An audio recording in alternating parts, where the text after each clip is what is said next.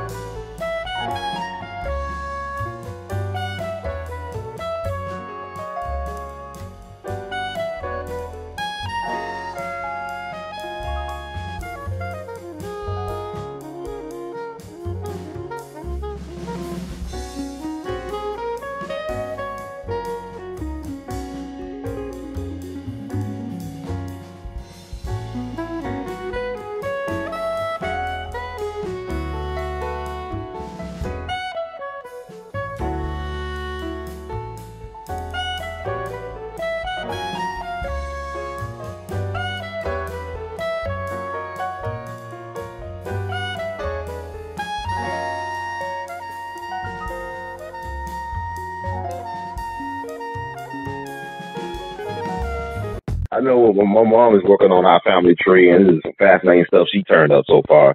She actually discovered some relatives who might have been in the Civil War. 3 black brothers joined the Union from Vicksburg, Mississippi, but they still looking into stuff.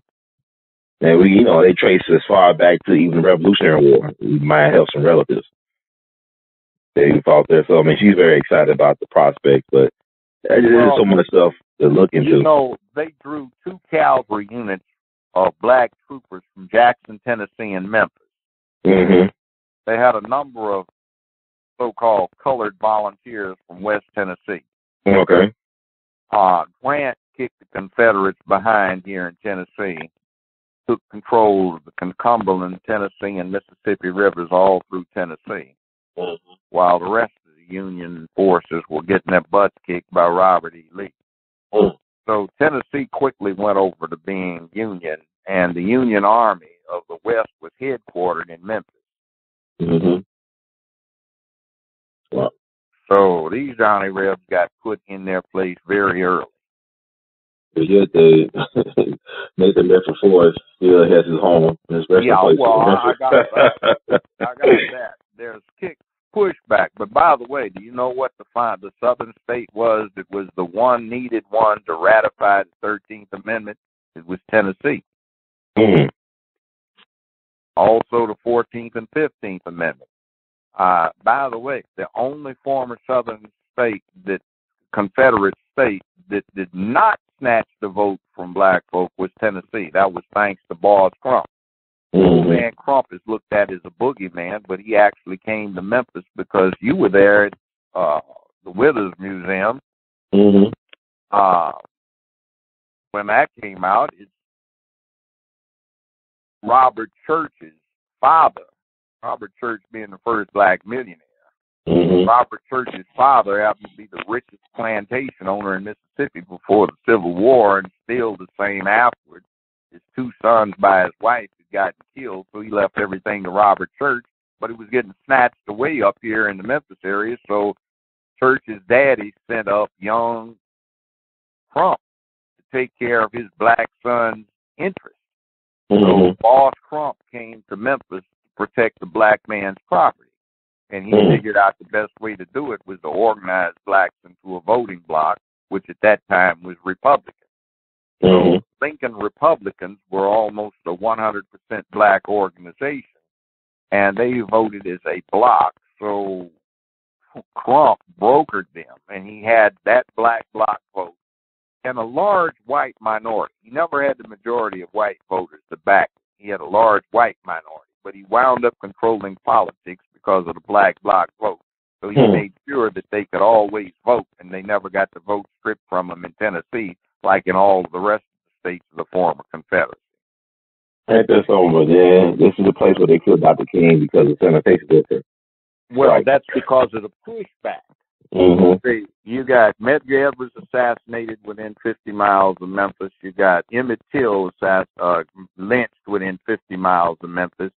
or 70, let's put it that way. You've got those 4 workers that got buried in a levee within 70 miles of Memphis. And by the way they got found, it turns out now, is Hoover made a deal with the mob. They sent one of their chief enforcers down here, kidnapped the Grand Dragon of the Ku Klux Klan, tortured him for several days, and got him to write out a confession that was pinned to his shirt as he was tied to a chair and turned over to the FBI.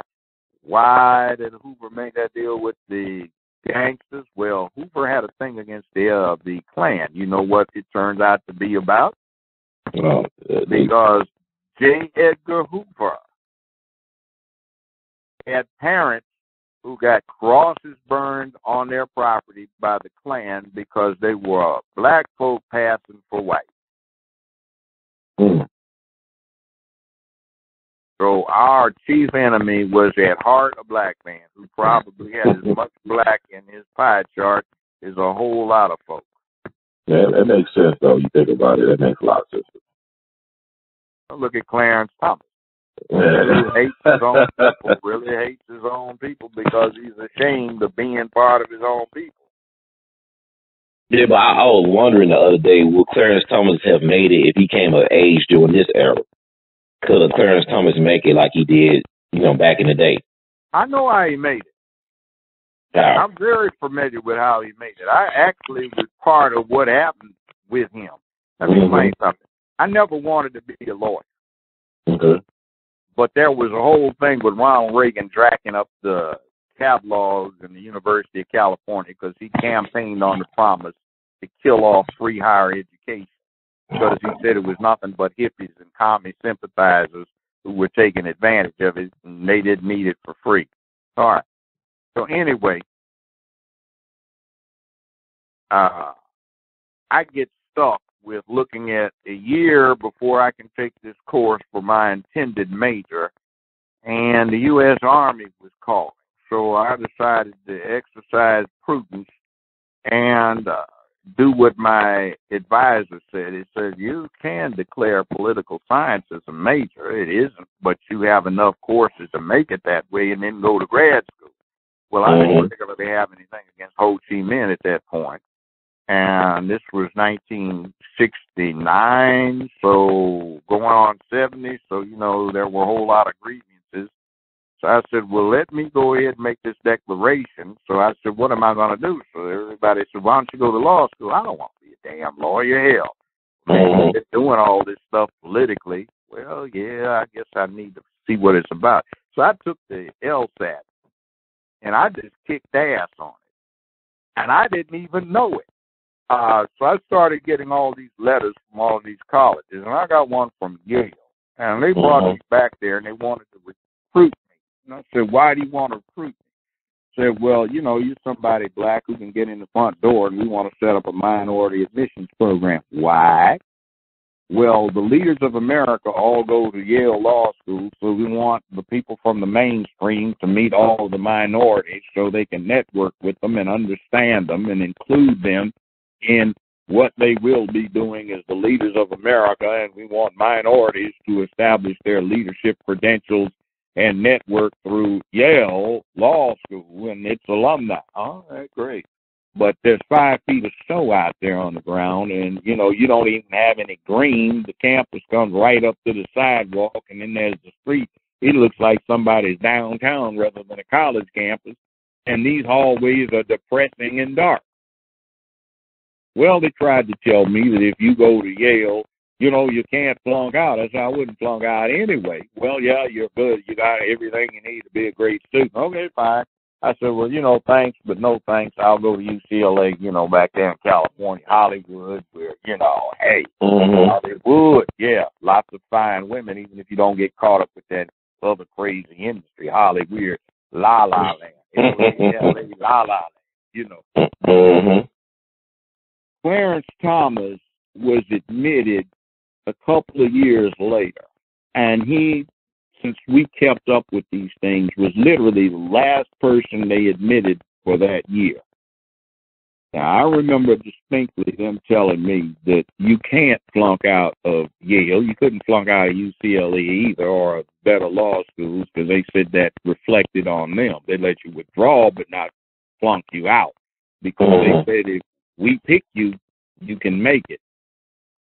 So we don't want to make any bad choices. So anyway, Clarence Thomas, being the last admittee for that year, really screws up.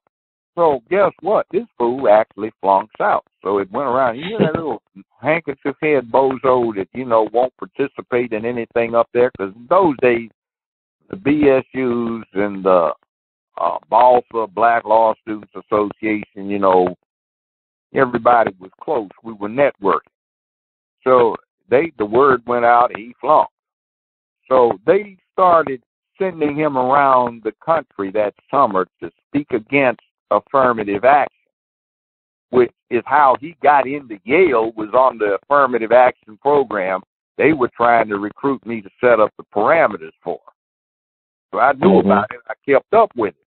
So after he went around all summer bad-mouthing minority recruitment, for the conservative side, this one conservative professor says, "Oh, I made a mistake. It wasn't a D. I should have given him a B." So he stayed in. And then for the next 2 summer breaks, they drug that handkerchief-head Negro, with due respect, around all over the United States to speak out against affirmative action. Now, see, affirmative action is not what people think it is. Affirmative action was predicated on the thing that you need to develop leadership. And if you don't develop it in all communities, your daughter that you think so much of may foolishly run out of gas in the wrong neighborhood late in the evening. And when she coasts off the freeway to a gas station, the leadership in that neighborhood is a bunch of thugs, pimps, drug dealers, and cutthroats and gangsters. You don't want it. So you want leadership so that community prospers and they don't adventure in their cars out to where you live. That's the background. So anyway, when he got out of law school, he got hired by the state attorney general's office in a state where you didn't have to take the bar, because if you graduated from Yale, you were waived in. So they had him in the tax section, but they had him every other week making appearances all over America to speak against affirmative action. Now, while this was going on, I was working for Equal Employment Opportunity Commission, and we were trying to do some good things, and we had power in those days to be effective. Well, 1980 comes around, and St. Ron the Reagan gets in, and he's going through all that thing about let's kill off free higher education, and we got to kill off EEOC. So they hire this clown who has done no legal work, been in no court, to be director of EEOC, meaning Clarence Thomas. And by the way, I talked to Anita Hill, and she wasn't lying. She was telling the truth about it. Okay. That's what we knew about it. The handkerchief-head Negro that hated himself. His mother was literally a prostitute, and his daddy's father, that his grandfather, adopted him. So all the rest of his siblings were destitute, and a couple of them turned out to be prostitutes too, I think. So he hated the whole bunch. The daddy was well-to-do and owned a whole bunch of apartment buildings, so he could afford this. Anyway, when they point this little 20, what was he? I think he was like 26, 27, 28. They appointed him over EEOC. And as Anita Hill told me, he tried to kill it just like he was put in place to kill EEOC. Well, he kind of botched stuff up pretty bad for 2.5 years. And then they rewarded him by appointing him to the Second Circuit Court of Appeal. Well, at that point, this fool had never been in front of a court. So he shows up again like the incident I just talked to you about earlier as an appellate judge on the federal level. He just hit 30. So Anita Hill told me, she said the FBI came and talked to her. She said, I didn't bother. It's just an appellate court. They've got idiots on it. Couldn't kill off anything, He'll probably be harmless or be put in check. Said when they came up nominating the Supreme Court, she said at first, you know, I don't have anything to say. And then when they got ready to hit the door, she says, wait a minute. I got to tell on him. He's too dangerous to be in his position. So see what they did, Bush, George Herbert Walker Bush, what he did is he picked a black person who he knew that the liberal element in Congress and the Senate would not attack, right? Because he was black, but he picked the most black-hating conservative lackey he could find to put on that court, who had never tried a case as a lawyer, never presided over a case as a judge that was a jury trial, never had an appellate case as a lawyer, never talked to a client across the table, and had been hired with a self-hating thing where he had been running around for all of these years from his law school career starting about 1974 up to about 1980. That's 6 years bad-mouthing black folks. And then they're going to put him on at a very early age. He wound up being one of the youngest Supreme Court justices ever. And this fool has no experience, certainly not wise in the ways of the world, and they make him Supreme Court justice. And then our dear Obama, who had two choices, chose not to try and offset him. I find that inexcusable. When he got in and made his first nomination, the first somebody he should have gotten was a real live black person who wasn't ashamed of what he or she was. And then what happened?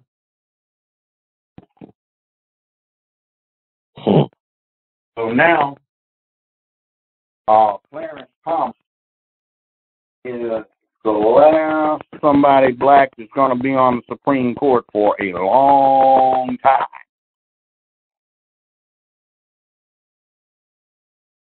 Well, he came in handy for 2000, the 2000 election, or mis-election, whatever it was. Who? Clarence Thomas. I mean, he came in handy when they had that, try to figure out the vote between Gore and Bush. Oh, yeah. Yeah. You know what they wrote, these conservatives, the Lee and the bunch? They said it is not unconstitutional to deprive a voter of the effect of his vote if it does not materially alter the outcome of the election. Now, what the hell happened? It altered the outcome. The Freedom of Information Act counted the actual votes. Al Gore got 62+% of the Florida vote. And you know what was wrong? It wasn't dangling chads. The real problem was the ballots were printed off register and the machine simply couldn't read them. But when you looked at them in hand, you could easily tell what was voted on. So the judge that had the case, the federal judge, set up a team of statisticians from the Gore side, the Bush side, and some she appointed, and they all came up with, statistically, it's indicating that Gore is getting about 60% of the vote. So Kathleen Harris, who's been the elected election commissioner for the state of Florida, but who had volunteered to be co-chair of the Bush campaign, which ethically would have required her to have resigned her state position, she runs out and calls the election. The state Supreme Court unanimously said that's not what we intended. The Florida legislature passed an act, a resolution saying that's not what we intended when we passed this law 2 or maybe 3 years before. Every court said it. And then the U.S. Supreme Court, with these conservative judges who said judicial activism is a horrible thing, they decided to be active. They seized the case prematurely, and they made that cockamamie ruling. And then, see, our press did it so irresponsible and lackadaisical that they report the fact that CNN, UPN, USA Today, and UPI all got a team of statisticians together, and they counted every single ballot in Florida. And Gore got more than 62% of the vote. Yeah, well, you see how it had an effect on history. I mean, it really had an effect on this country's trajectory. So yeah. And see, these things are important. Mm-hmm. But, there it is. See, you have one party that's more interested in extraneous, the Democratic Party, and doesn't focus on essentials. And you got another party that's more interested in ideologues rather than competence. And both of them together, you leave a mess. So we don't have any effective governance these days. It's the pit. It coasts because the system itself has its own inertia. And actually, as far as worldwide governances go, the form is one of the best. In fact, probably the best ever invented. But it's like anything. It's got rules. And guess what the rules are about? What are they? Sporting event. Is it the rules that make the game awful or good? No, it's the team and how they play it. It's the personnel. You play basketball, you got the same rules. You may have bad referees, but the game depends upon the quality of the players and the teamwork. Got a football team, rules are the same for both teams. Sometimes you get bad calls by the ref, and the ref, by the way, the referees correspond to the judiciary. Mm-hmm. The legislative body corresponds to the legislative body. I mean, you got the executive out there on the field playing the game. So the quality of the players determines the outcome of the game. It's a lousy game, you might say, but the rules are the rules, and they bend the rules, and they make the game what it is. They may change them. Sometimes the rules are bad. Sometimes they need improvement. I think in basketball, for example, to speed the game up again, they need to drop the shot clock down to 16 seconds. It's gotten so slow compared to the way it used to be. They palm the ball. What they do used to be called palming. That's a foul. Yeah, they do too much dribbling too. I know they do a lot of extra dribbling, like you said. It might speed up the game and make it more better. Dribbles where you had to hit the flat of your hand on the ball instead of being able to move it over like everybody does. Now you got to move fast. Mm-hmm. Now they just do that. What used to be the infraction, the foul, you palm the ball and go over to the other side. They do it all the time. And they get paid multiple $1 million and they don't run down the field. They just low. And the championship game in the playoffs, 62-54. It used to be if you went to a pro game and it wasn't at least that by halftime, people would walk out in disgust and boo. What was that? Now, they play what used to be called a prevent defense and a stall offense.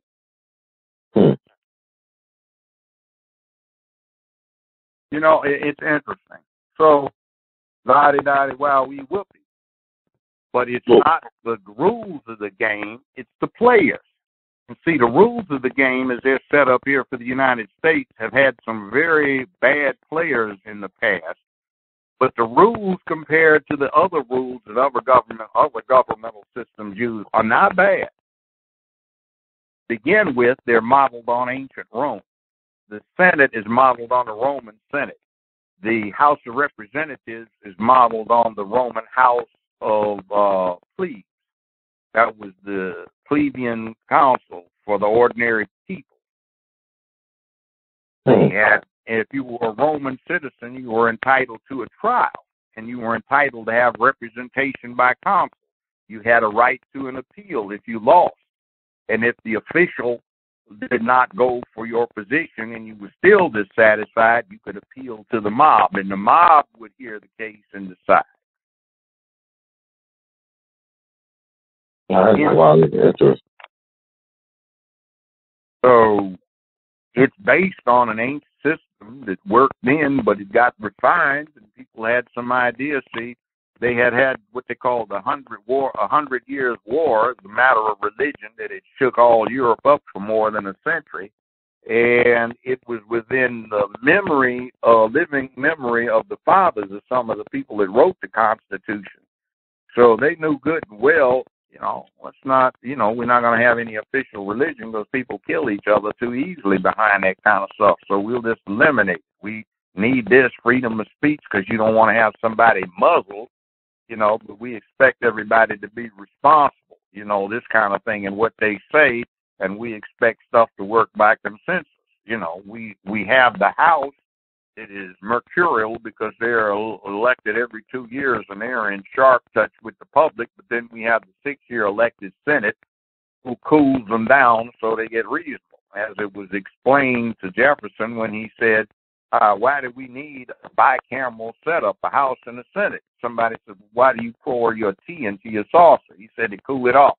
He said, that's precisely why. He said, oh, that makes sense.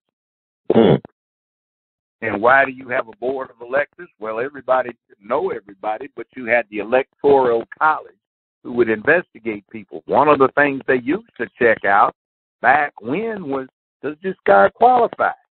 It's not just being a citizen. You had to be a citizen in a different way to be eligible for president, so you didn't become a secret sleeper agent for a foreign power.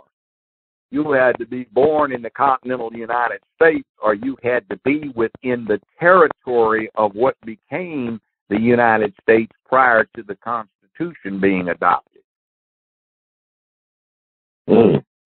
If, for example, right now, Cruz is not eligible to run for president because he's born in Canada. He's an American citizen, but to be a presidential candidate and be sworn in by the college, they have to be satisfied that, hey, you were born in either a state, territory, protectorate, or zone of the United States government. That's the canal zone, that's an embassy, a consulate, military, naval base, that kind of thing.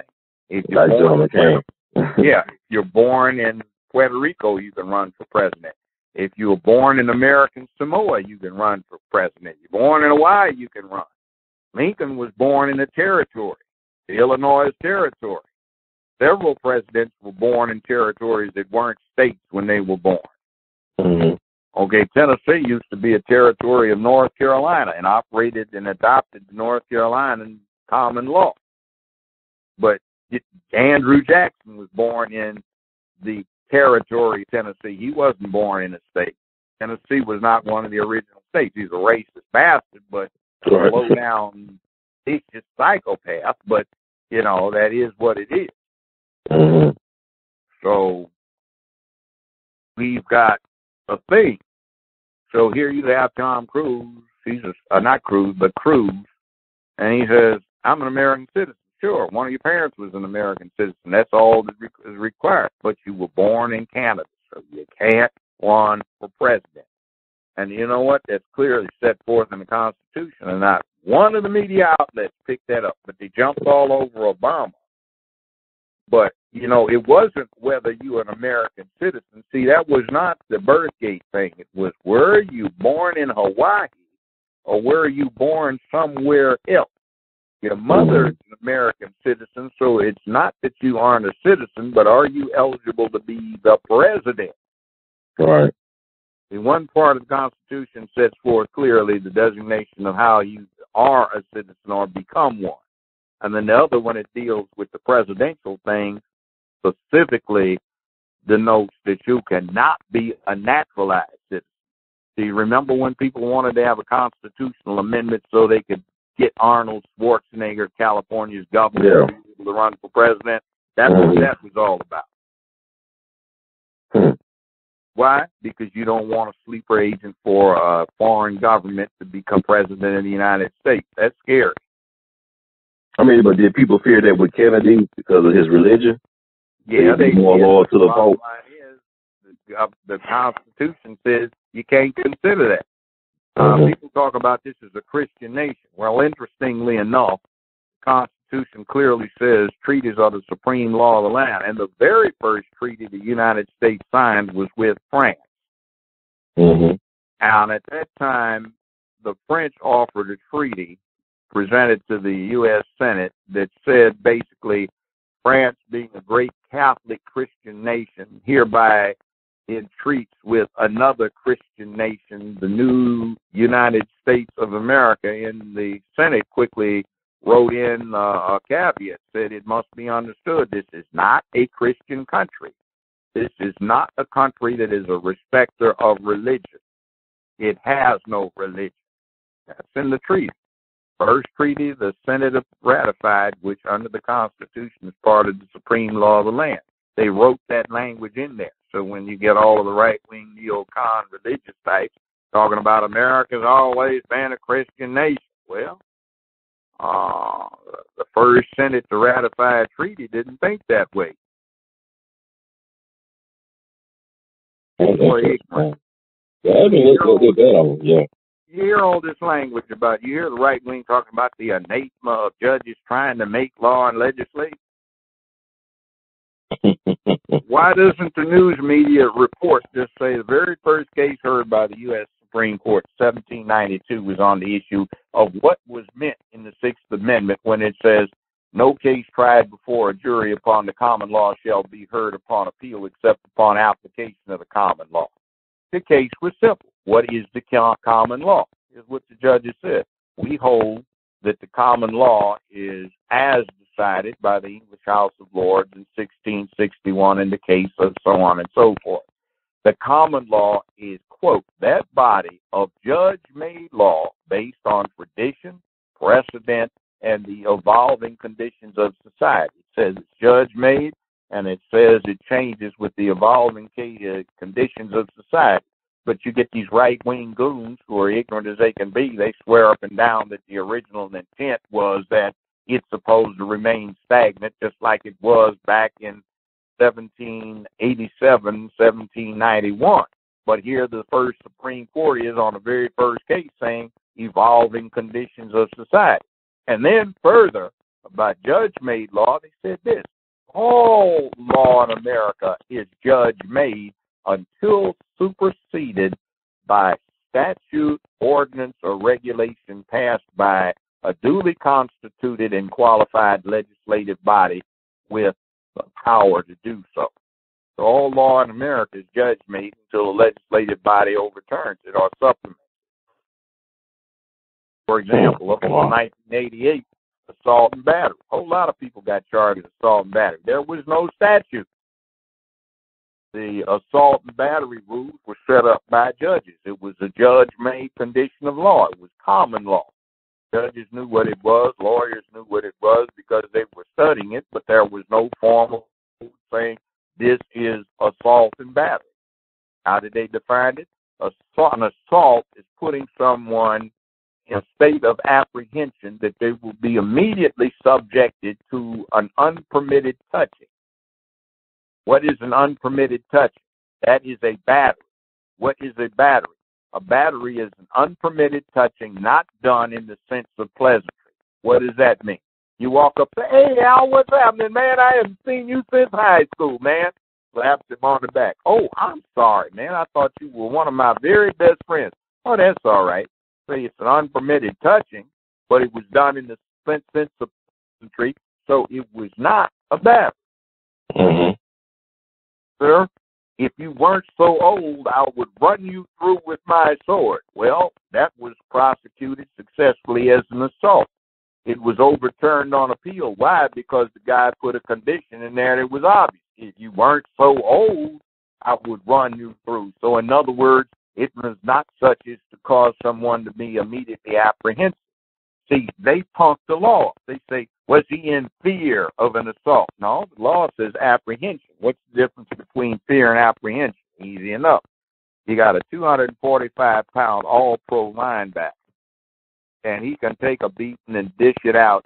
And there is a senile 95-year-old woman on a cane, and she draws her hand back. You make me sick, young man, and she goes to slap him on the arm. Mm-hmm. Well, he's certainly not fearful, but he's apprehensive he will be struck without permission. That's an assault. When you saw them, were you frightened? Did you have fear? Yes, I had fear. No, I had apprehension. I wasn't afraid. I had my pistol on him. I was going to shoot the fool if he went for his.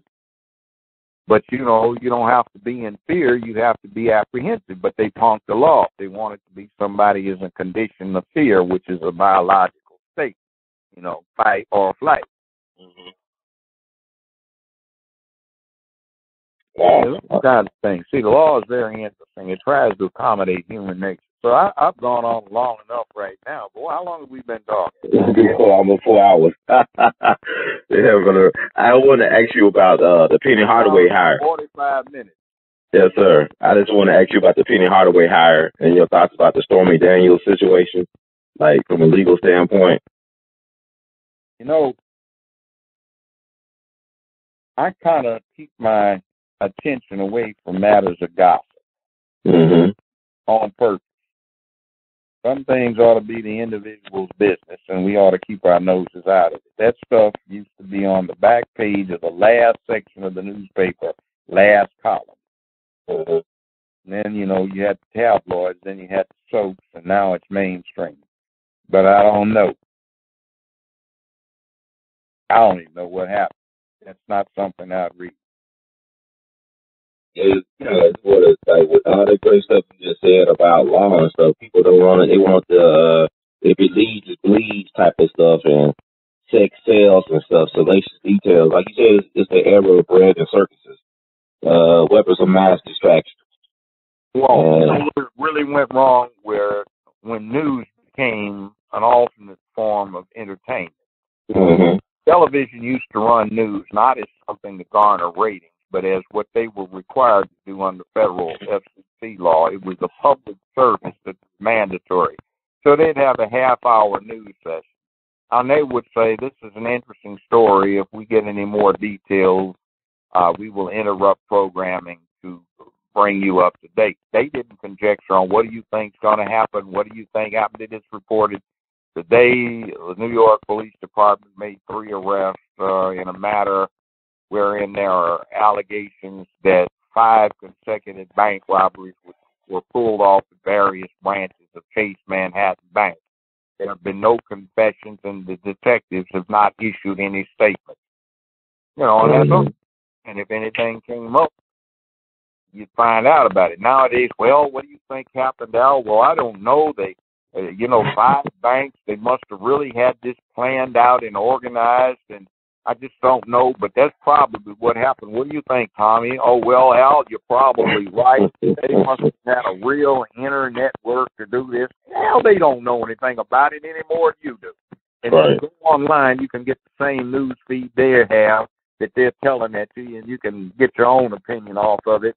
And, you know, what they say in Star Wars, bringing back that again, the patience is a great virtue. Be patient. So what you thought about the Penny Hardaway hire for Memphis basketball? You see any promise in that? Who's he going to be coached for? Who's going to be? Say that again. Is he going to be coaching? Yeah, he's going to be coaching for the University of Memphis Tigers.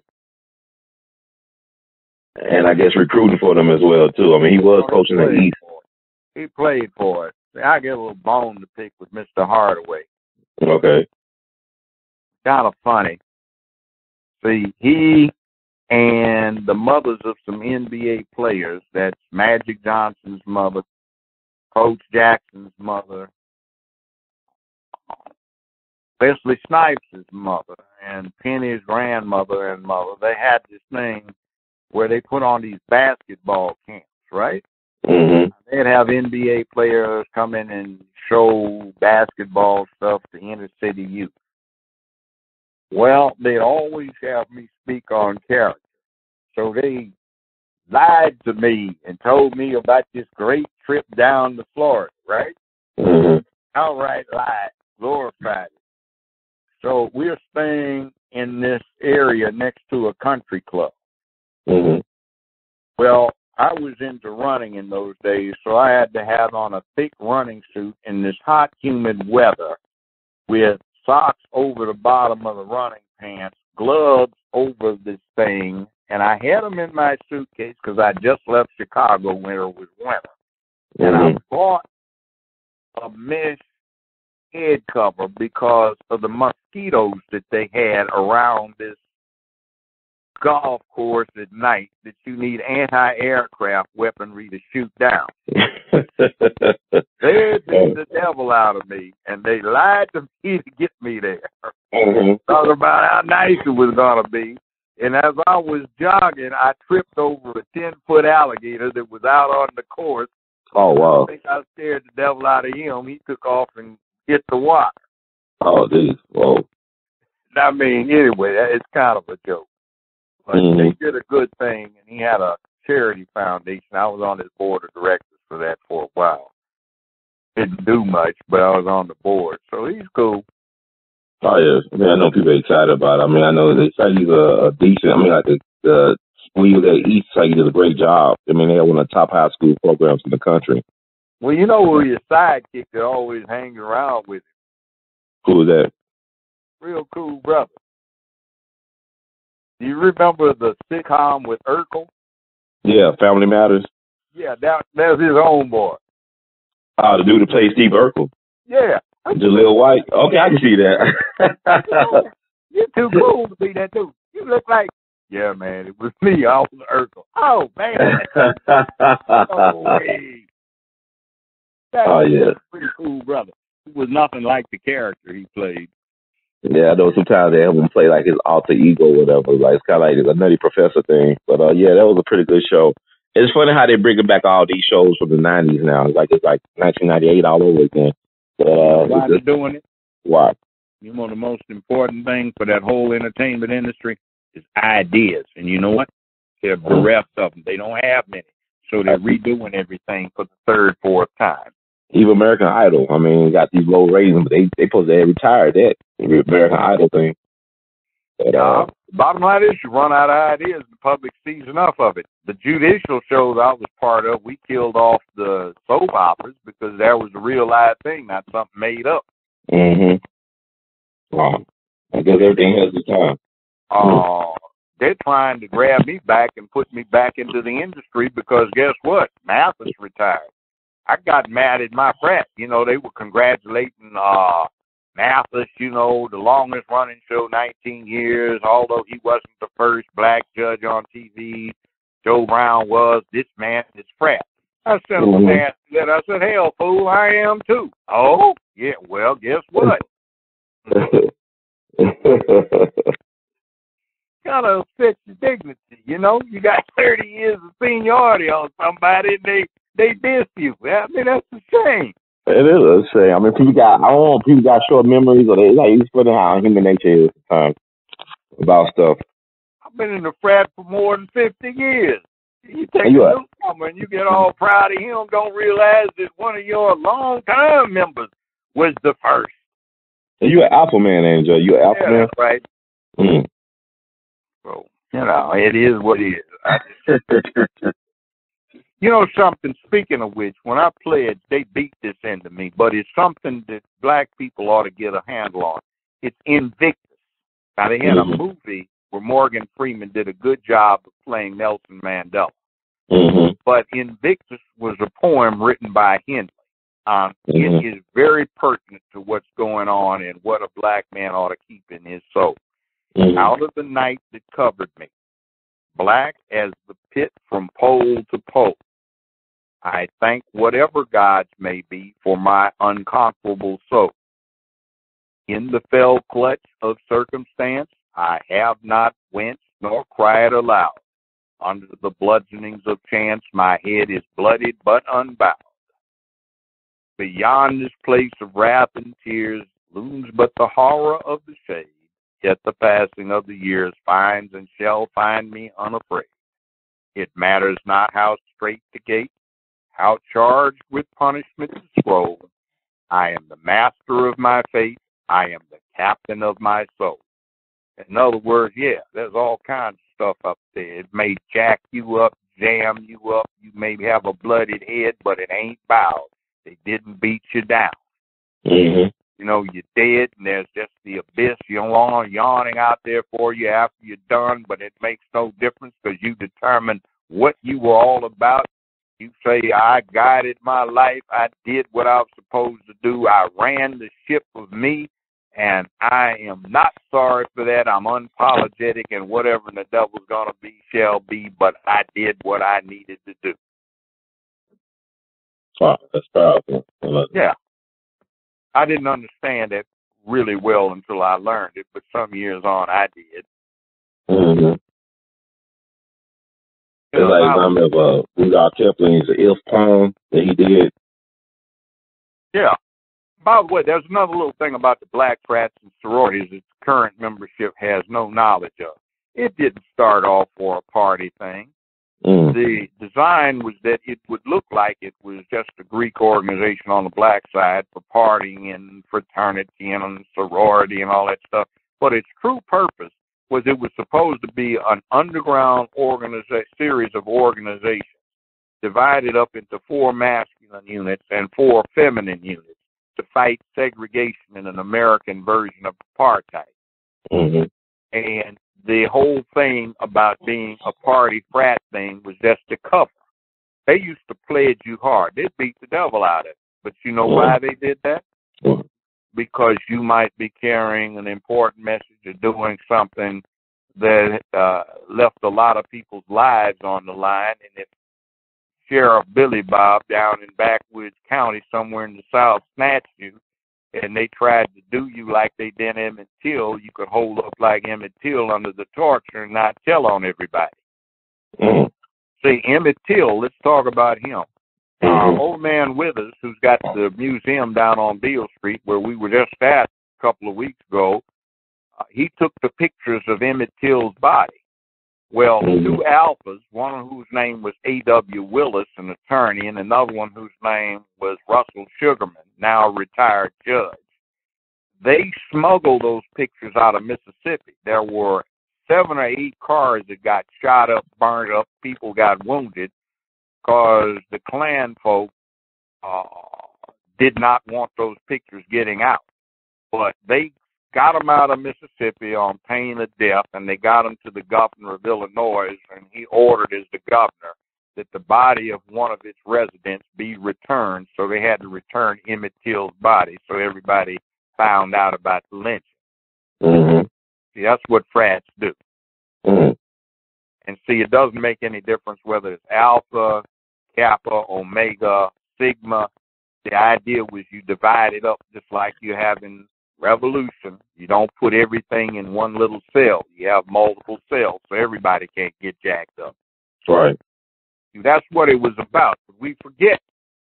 We were about the business inspired by W.E.B. Du Bois of the talented 10th, bootstrapping up the race so that for the 20th century, whose primary problem was going to be the color line, would have a group of talented black folks who could bring us up to par. They'd pull us up. It worked for a while. And that 4th generation, they sort of strayed. It became selfish. Not me, just for me. Okay. Thank you, Judge Brown, for all that information.